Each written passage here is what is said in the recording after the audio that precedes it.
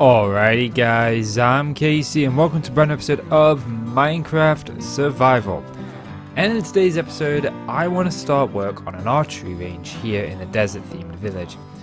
And I'm thinking about where I want to put this, and there's like nowhere that's really screaming to me. I mean, we could do it like right here in the middle. That'd be kind of cool. Yeah, I think we'll do it there.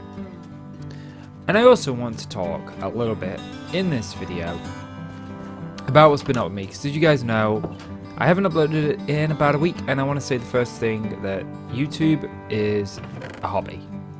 Okay, you have to remember that first and foremost for me, that YouTube is nothing more than a hobby. Okay?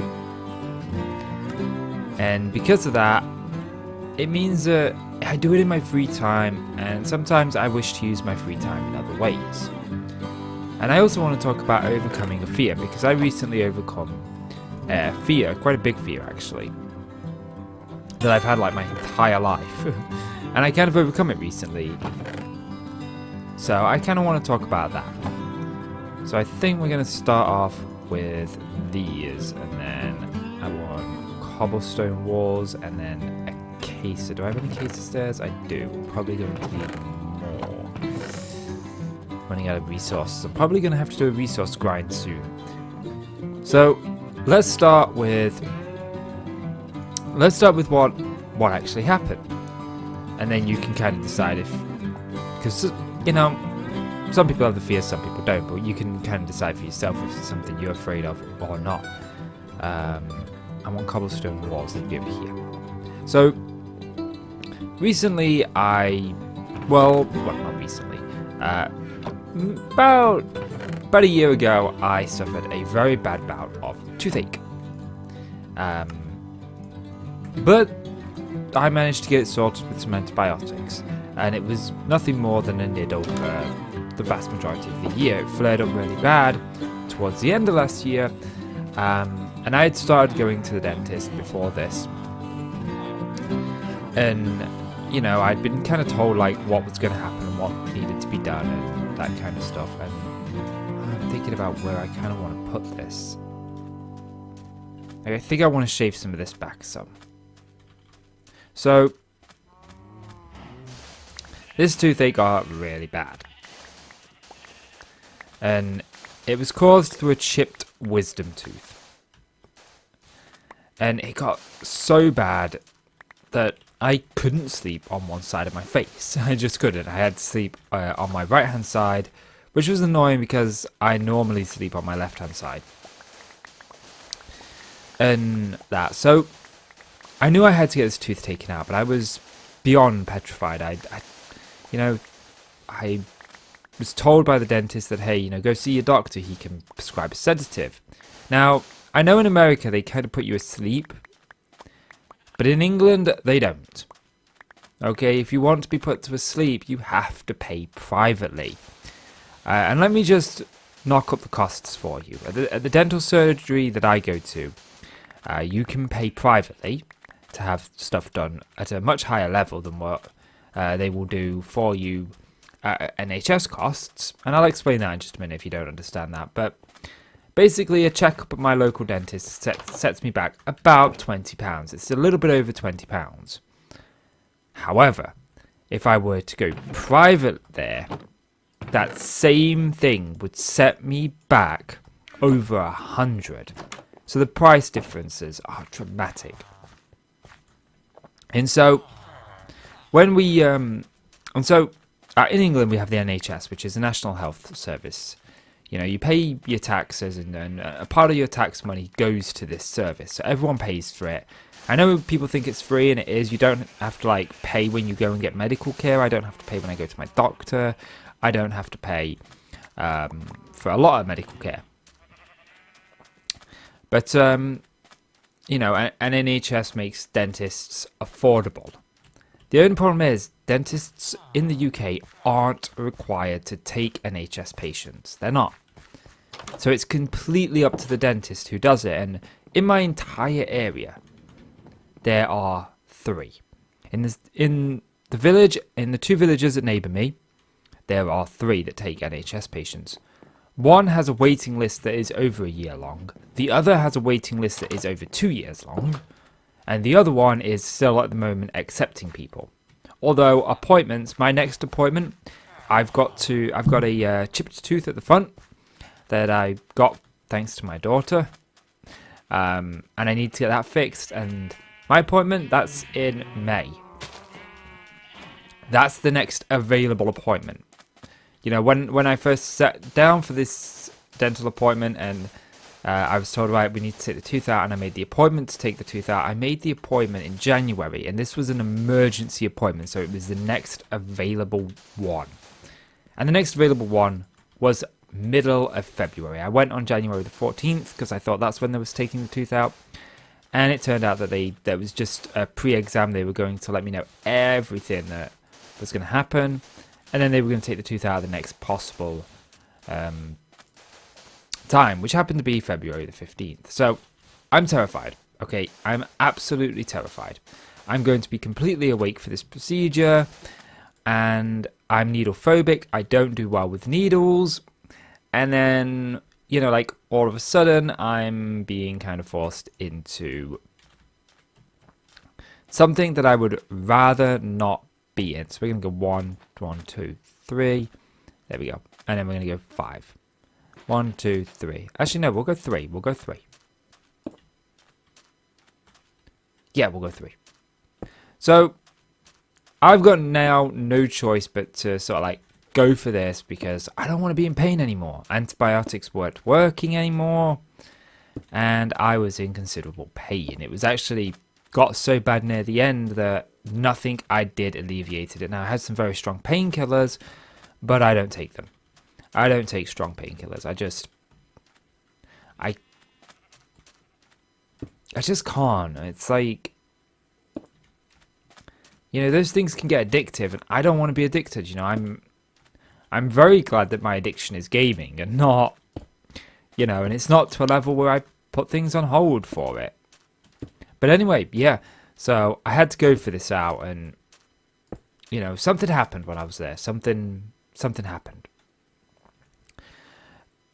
And I don't know what you want to call it, what happened. I really don't.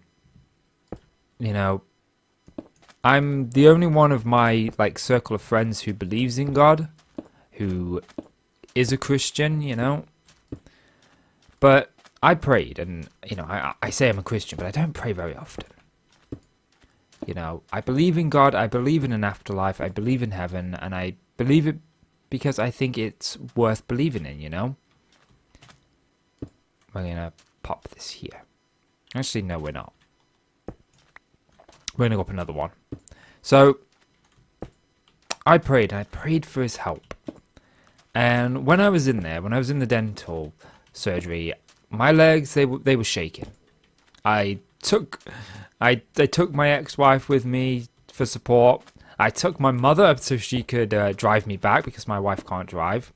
Or my soon-to-be ex-wife can't drive. So I was like, I'm going to be in absolute no state. I know I'm going to, you know, I have a panic and anxiety disorder as it is. Panic attacks are a part of daily life for me, and I hate them. And I knew that going into this, I was going to be in a really bad way. At the end of this, I wasn't going to be in any fit state. But I was like, it's got to be done. I'm a man of overcoming fears, and you know, I've fought fears my entire life. I'm not going to let this one defeat me.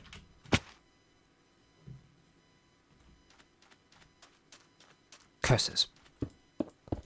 So I'm like, I'm going for this no matter what, because I need to put this has been in front of me for about a year now. It needs to be behind me. And I got there, and she sprayed this numbing agent in my mouth, which was the most weirdest thing I've ever had. Because I'm like, ooh, peppermint. This is disgusting. Oh man, this burns. Hey, I can't feel anything. And as she sprayed that in my mouth, this was before she put the needle in to numb me, because, like I said, I'm needle phobic. And that, as the numbing agent was working on my mouth, to sort of like numb the outer side of my gums so the injections didn't hurt as much. Although I wasn't fussed about the pain. I'm good with pain. You know, I would have much rather have had the teeth taken out without anesthetic, but because the anesthetic was part of what was worrying me, because I've never had it before. I've never had local anesthetic, which is basically just numbness. They just numb you. I'd never had it. And, you know, I don't like taking painkillers as it is. So taking this like numbing agent, I was kind of worried about. But she was lovely, and we got it done in the end. So I think we're going to go like this here.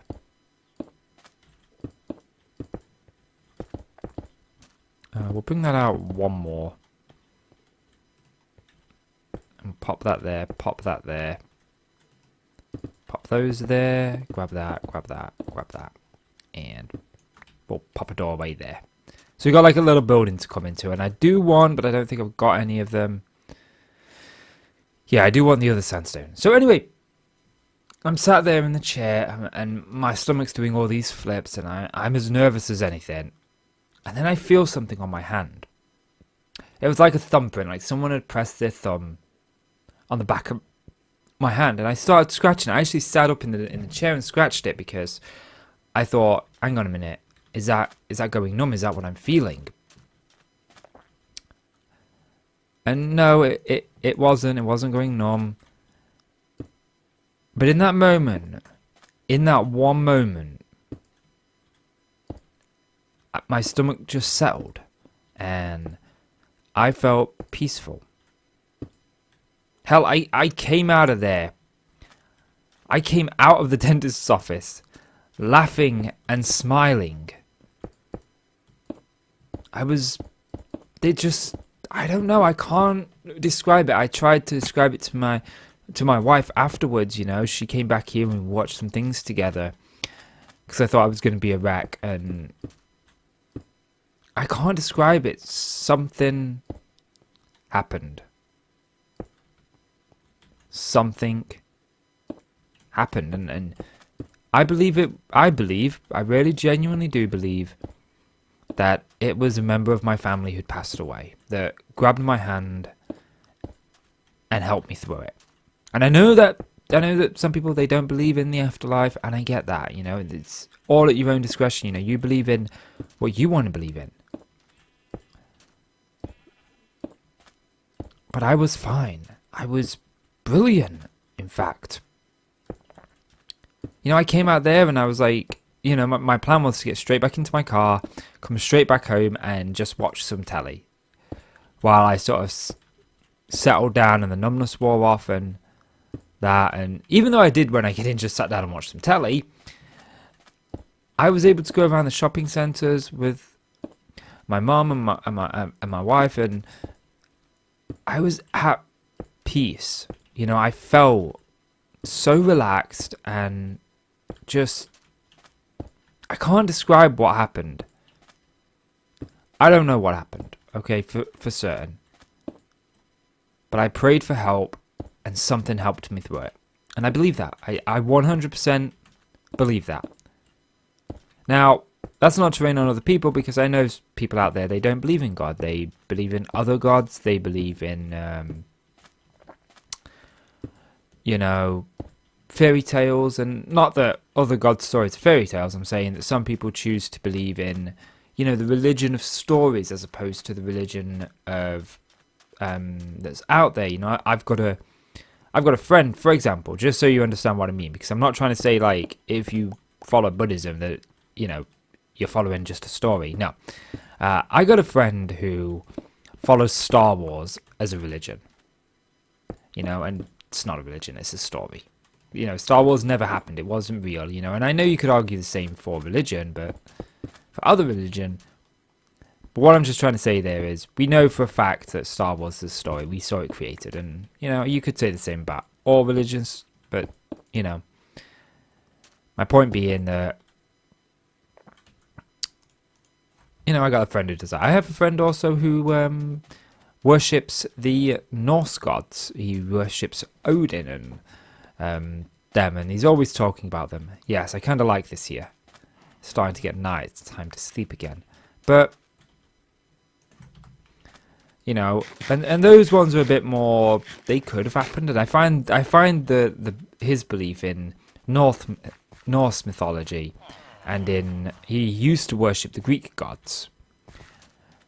I find it fascinating. There's so many interesting stories there, but this isn't about that. You know, I don't care what religion you follow. You're more than welcome to my channel. Doesn't matter what creed or walk of life you come from, you're welcome here. The only rule for being a part of my community is you gotta be a reasonably nice person. But anyway, enough about that. Let's get back onto my itchy leg. Yes, my itchy leg. Everyone wants to know about that. So, yeah. So I got through this, and I still have absolutely no idea in the slightest what helped me through it. But I believe that it was a member of my family. Oh, I haven't got any slabs on me. I do believe, hand on heart, that a member of my departed family helped me through it. So, yeah, if you are afraid of dentists, it's really nothing to be afraid of. And I know people say that. People said that to me all the time, and it really did not help. But I can tell you from personal experience that I can't believe I was ever afraid. And I actually rather enjoyed the experience. It gave me this like high, if you will, where I feel invincible right now. I'm writing again. I haven't wrote in a good few months, and I'm finally writing again, and it's like it doesn't want to go there. And it's like I have never felt this good in my life, this motivated, this hungry for the things that I want, you know? And I'm glad to be in this boat. I'm glad. And I think it's because for the past year, I've had this sort of weight, sort of like hovering over my shoulders. And now I don't. But anyway, more to why I took a week off now. We've talked about where I was.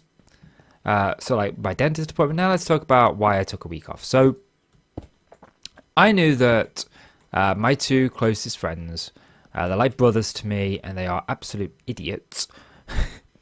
I knew they were coming for a stay. Okay, I knew that, and I was trying my best to get ahead. But you know, I ended up getting really bad toothache. So like the week where I was going to be pre-recording for that week, I ended up with really bad toothache, and I couldn't wear headphones. I couldn't do anything really. And so I didn't get videos pre-recorded. And I was like, yeah, okay, this is fine. This is fine. Because they often do things, you know. I knew that my friend who had unfortunately recently found himself out of work, I knew that he was on a voluntary job learning how to do lattes and coffees and stuff at a coffee shop. He was training for that, as he'd been primarily working in factories, and there just wasn't any work where we are in that department. So anyway, he he took that week off work, and the other mate of mine who came to stay over, he'd also put several engagements on hold to actually have the week. Now, having these friends over for a week when my daughter's off school, or a weekend here, was always a thing. It was a very common thing that we did. It was always my house that we all chilled at. But unfortunately, sort of like about a year and a half ago now, those two moved places. They actually ended up moving literally right next door to one another in an apartment block. Americans would call it a block of flats in England, but it's the same thing. And I ended up not seeing them very much because not because they didn't want to come down or I didn't want to have them. It's just, one of them was starting his own company. The other one was finally getting into a contracted job, so he knew he had work for the next year, which he did until his contract wasn't renewed. And we just ended up not really getting to see each other too much over the past year and a half. So I was sat there and I was thinking to myself, they're here to see me. I haven't seen them in what seems like forever. Properly anyway. I'm gonna take the rest of this weekend off. I'm gonna go and pick them up a day early. I was picking them up. Well, they were gonna come down on the bus on Monday, but I says, hey, look, I can come and pick you up Sunday if you want. And they bring their computer, and I don't have a guest room, so they have to bring their own bed in, and it ends up being that they have to cart a lot of stuff on the bus, and it's just not feasible, especially when I can drive now. Before I was still learning to drive, so I couldn't bring them, but now that I'm past, I've been past 2 years now, goes to show how long it's been, I can, and I'm like, yeah, I'll come pick you up. And then, like I said, my wife stayed with me for a bit after the dental surgery. We had a lot of stuff to watch. We'd saved Grand Tour, we'd saved WWE Raw, we'd saved the season finale of Lucifer, we'd saved all of this stuff up so that sort of the weekend, where I was expecting to be a complete wreck, we'd be able to chill and unwind and relax. And I just had 2 teeth out, and I've got a chipped tooth on the other side, and I do not want to worsen it. I do not want to make it worse. So I only eat on one side of my mouth, and it's not because of that tooth really, but I tell people it's that tooth. I don't know, I've always ate on one side of my mouth. I just always have done. And anyway, I just have 2 teeth out on the side that I eat out on. So I knew that I wasn't going to be eating anything that was hard while the sort of where the tooth came out healed. And so I said to my wife, I says, look, why don't we go to this chippy? Because their batter is really soft. Their chips are really soft. It is about double the price because it's in sort of the expensive side of town, if you will. It's where a lot of rich people, doctors and stuff like that live there. So I knew it was on the expensive side, For example, our local chippy, I can order myself fish and chips and spend roughly about, for me, maybe about £4. At this chippy, the same fish and chips sets me back nearly £9. But it's soft and that, but I have to drive to the next town over. And the town after that is where my mates live. So I was I rang them up on Saturday and I says, hey, look, I'm nipping to the chippy this evening that's over your end. Would you guys like me to pick you up now as opposed to coming through next week? Coming through tomorrow, should I say. Not next week. And they're like, yeah, we can do that. So I went and picked them up. So I was like, I'm going to take the weekend off and I'm going to spend the weekend with my mates. And then we started playing Minecraft. We started a new world together and I got so enveloped in it. And then I'd been looking to expand my writing. And I'd stumbled across this creative writing book. And it had these writing exercises in it. And one of my best mates, he's a very passionate writer like me. And I talked about this actually in the last episode, how we compete against each other with writing in a friendly manner. And well, actually I think I want to put smooth sandstone up here. And well, we got to doing these writing exercises and then, neither one of us has actually finished a novel in some time. We've got lots of small novellas that are self-contained stories, but we decided that, you know what? Enough is enough. It's time we go back to finishing a novel, because I spoke about it, how we started writing this novel. And in the last episode, I spoke about how we started writing a novel many years ago, and how I wanted to do it again. And well, I'd been working on a story, but I'd not really been sort of like in with it, if you know what I mean. It's like I was enjoying it, but then I started writing this story, and the story's called Shades of a New Dawn, The Ashfolk. And it's Shades of a New Dawn 1, The Ashfolk. And it's set in a dystopian future, where the world is kind of reverted to medieval times, if you will. And it's about ruptures between this dimension and another dimension. I came here for sandstone slabs. And he started writing a story called Valkyr, which is a superhero story. And we sort of set ourselves like, oh, that was not eating of steak, was it? So we set ourselves some sort of goals. This was going to be a nice little short story. It was going to be a novella. It's going to be 30,000 words. And then we both started writing. And very quickly we realized that the first chapter that we were going to write, like the first beginning arc, spanned 5 chapters. You know, we're both on chapter 4 of the story, and we're about to get to where we wanted the story to be at the end of chapter 1. And so we talked, and we made the decision that it was probably for the better that we decided to go full length with this.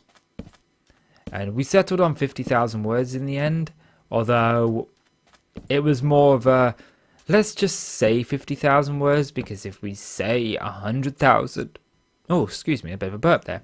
If we say 100,000 words, it might seem very demotivating to reach that goal. So we did, and we started writing, and I was having so much fun writing. And you know, I am going to share the novel on here. You know, you guys will get links to it, so you can go and purchase it if you want to buy it when it's released. I really hope some of you do. It would really make my day. You know, my actual dream in life is to be on the New York Times bestseller. That's what I want. Whether I'll ever get there or not, I don't know. But I know that the journey to it is going to be a fun one, and I'm going to have a lot of fun, at least trying to get there. And you know, if I make it, awesome. But if I don't, I'm completely fine with that. You know, it's not the end of the world if I don't achieve it. I just would like to. But anyway, so with them not really like doing much all week long, they were just kind of like here to chill. I know they had 2 engagements that they did go to. They went to a club that they go to, and then they went to one of them went to a performing arts group that he goes to, but they're a professional company, so he kind of like has to go because he can't leave them without an actor. So I kind of like just decided, like, you know what, my friends are over.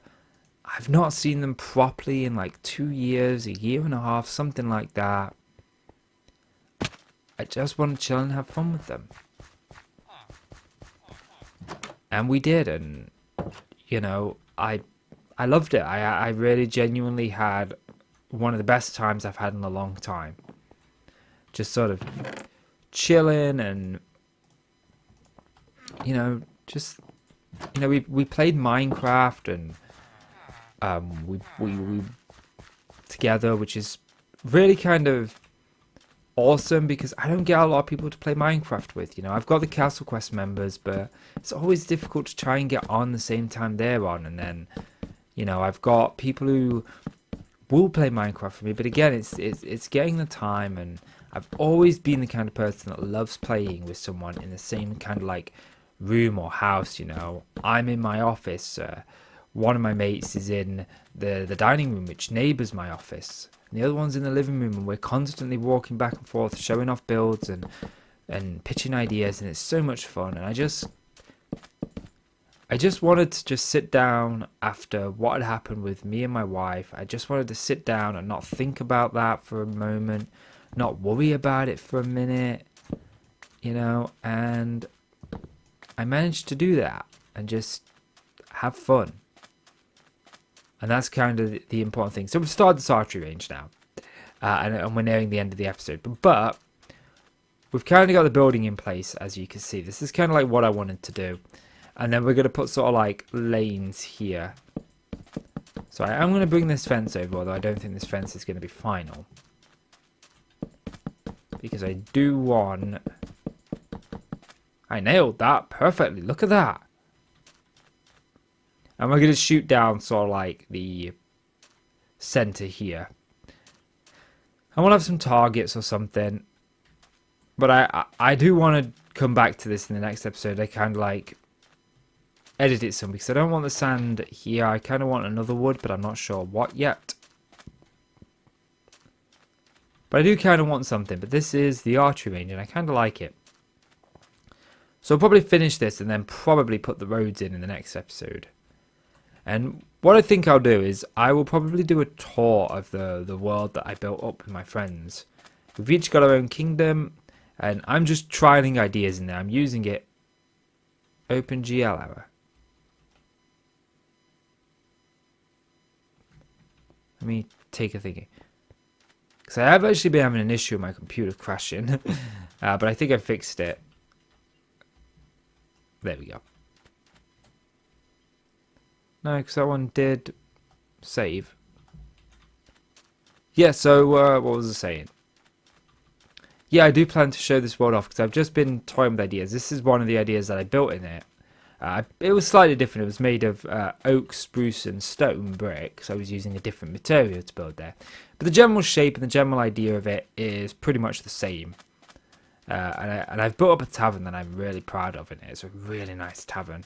I've got some more things to do to it before it's finished, but it's still coming along.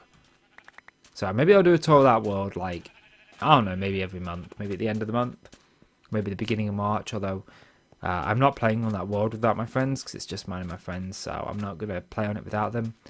I'm thinking of adding like some sandstone pillars in, but we'll see. But that's going to do it for this episode, guys. So, if you enjoyed the video, please do consider leaving a like. It really helps out the channel, and I really do appreciate it, so please do leave that like. And click subscribe if you want to see more from me. Guys, I'm KC. I want to thank you so much for watching. And I'll see you in the next one. Bye-bye.